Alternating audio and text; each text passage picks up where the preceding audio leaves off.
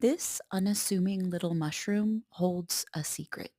When you cut it in half, an exquisite landscape is revealed. This is the fruiting body of the fungus Pisolithus arenarius, formerly known as P. arhizus and P. tinctorius. That specific epithet tinctorius is the giveaway that this species has traditionally been used to make dyes. Common names for this mushroom include dead man's foot, dyemaker's mushroom, and dyeball. The name Pisolithus comes from the Greek words piso, meaning pea-shaped, and lithos, meaning stone, referring to the pea-shaped, stone-like, spore-containing compartments inside the fruit body. This is not generally considered to be an edible mushroom.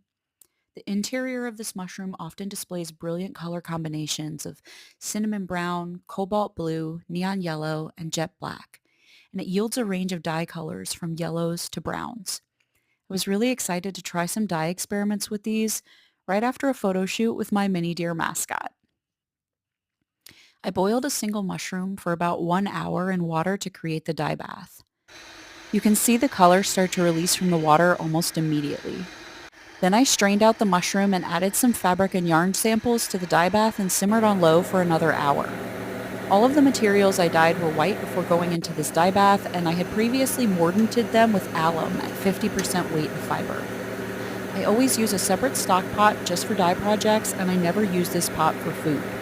I also ventilate well, and I don't linger over the pot breathing the steam while dyeing. And here are the final results of the dye experiments. This is a cotton fabric that turned out a lovely light brown. Some cotton string that didn't really accept too much dye. It looks sort of tea-stained. Some processed English ivy for basketry that turned out a beautiful natural yellow. And two varieties of wool yarn that turned out really pretty. One that I dyed loose in the pot, and one that I dyed in a skein, so it might create a bit of an ombre effect.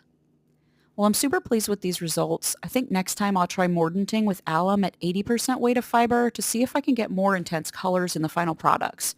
Or I might try using soy milk as a binder instead for a more natural product.